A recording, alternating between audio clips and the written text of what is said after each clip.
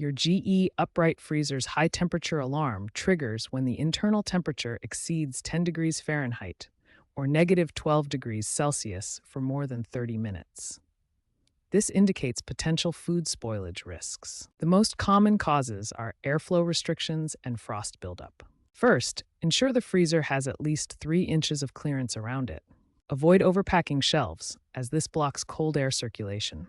Then, check for frost buildup on the evaporator coils.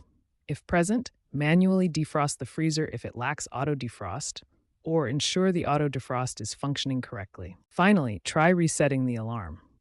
For most models, unplug the freezer for 5 to 10 minutes or press the reset button, often located behind the control panel. Newer smart models may allow a soft reset via digital controls or through the GE app. To prevent alarms from recurring, focus on airflow and humidity control. Clean the condenser coils regularly with a vacuum to remove dust. Ensure proper door sealing to prevent humidity from entering.